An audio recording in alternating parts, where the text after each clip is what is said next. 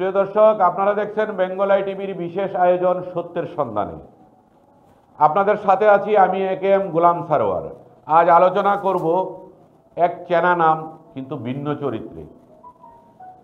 আজকের হাসিনা এক সময়ের আয়রন লেডি, আজকের লাইভে সুরসুরি।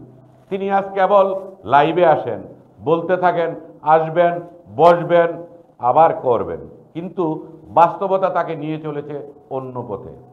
নাটাই ছাড়া গড়ির মতোই তার রাজনৈতিক ভিত্তি। নেতাকর্মীদের কিছু না বলেই তিনি পাড়ি জমালেন দিল্লির পথে, আর আজ তাদের সান্ত্বনা দিতে লাইভেই গল্পের ঘুড়ি উড়াচ্ছেন।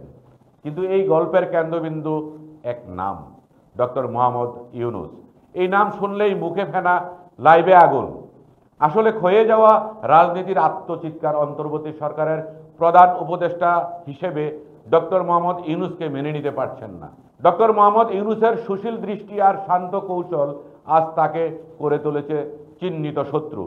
থাইল্যান্ডে ডক্টর মোহাম্মদ ইউনূসের সঙ্গে মোদির বৈঠক। হ্যাঁ, বহু সময় ধরে কথা। ভারত বুঝে নিয়েছে বাংলাদেশ আর শুধু হাসিনার চোখে দেখা যাবে না।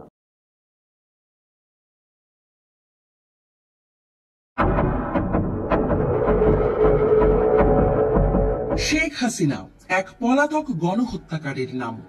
দিল্লির দরবারে আশ্রয় নেয়া স্বৈরাচার এখনো বাংলাদেশের পিছু ছাড়ছে না। ক্ষমতা হারানোর শোক জোকের মতো লেগে আছে তার মগজে। তাই তো তিনি নামে বেনামে লাইভে এসে বকছেন যাচ্ছে তাই, বলছেন আবারও তিনি আসবেন, ক্ষমতায় বসবেন, তারপর যাচ্ছে তাই করবেন। এসব আসলে কথার কথা। এই সান্ত্বনা পুরস্কার ছাড়া তিনি আসলে তার নেতাকর্মীদের আর কি বা করতে পারেন? কারণ যে নেত্রী তার নেতাকর্মীদের কিছু না বলে অথই সাগরে ফেলে পালান, তার তো এটুকু করতেই হবে। মুখের কথায় চিড়া তো তাকে ভেজাতেই হবে।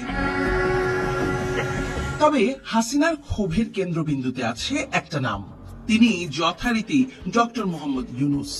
কোনোভাবেই অন্তর্বর্তী সরকারের প্রধান উপদেষ্টাকে মেনে নিতে পারছেন না। নামটা মুখে নিলেই বিষহীন ধোড়া সাপের মতো ফোঁস ফোঁস করে ওঠেন। আক্রোশে ফেটে পড়ে তার চেহারাহীন লাইভ। তবে কাজের বেলায় জোটে জিরো। মুখের কথা আদতে তার তর্জন গর্জন সার। এখনো হাসিনা বিরোধী জনরোষ বাংলাদেশে তুঙ্গে। গণহত্যা চালানো স্বৈরাচারের বিরুদ্ধে এখনো ক্ষোভে ফুঁসছে বাংলাদেশ। কেবল আইন নয়, জন আদালতেও তার ক্ষমা মেলা ভার। তার নাম শুনলেও এখনো এখানে মানুষ আক্রোশে ফেটে পড়ে। হাসিনাকে নিয়ে দিল্লির মনেও শান্তি নেই। তাদের অস্বস্তি আরো বাড়িয়েছেন ডক্টর মোহাম্মদ ইউনূস। হাসিনার রাজনৈতিক ক্যারিয়ারও তিনি একরকম শেষ করে দিয়েছেন।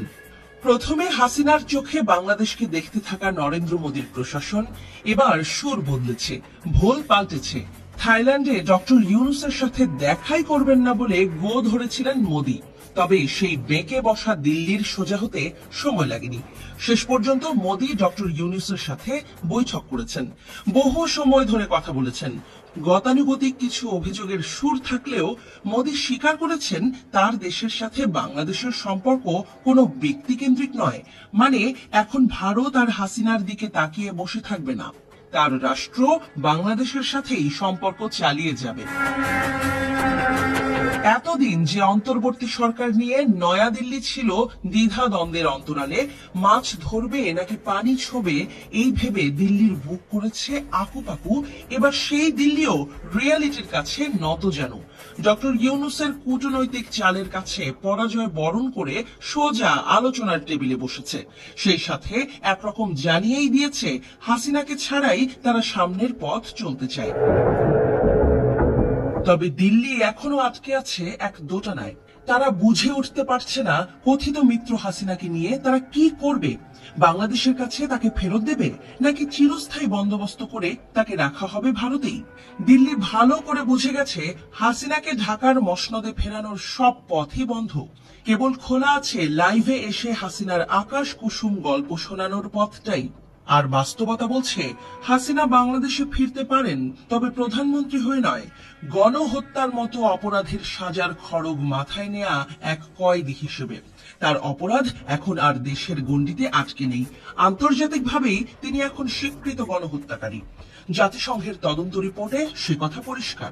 আন্তর্জাতিক অপরাধ আদালতও তার অপরাধকে গুরুতর হিসেবেই বিবেচনা করবে। তাই হাসিনাকে রক্ষায় ভারতের সামনে একটাই পথ, পলাতক এই স্বৈরাচারের জন্য দিল্লিতে একটা স্থায়ী বাংলো বরাদ্দ দেয়া।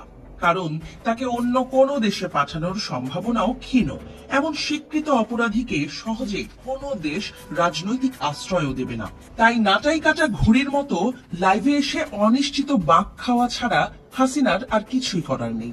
মোদির কাছে ডক্টর ইউনূস হাসিনাকে জোরালোভাবে ফেরত চাওয়ার পর সেই অনিশ্চিত ভবিষ্যৎ আরো তীব্র আঘাত হয়ে ফিরছে হাসিনার কাছে। আর এই কারণেই আশার এই গল্পেই হয়তো তাকে সান্ত্বনা খুঁজতে হচ্ছে।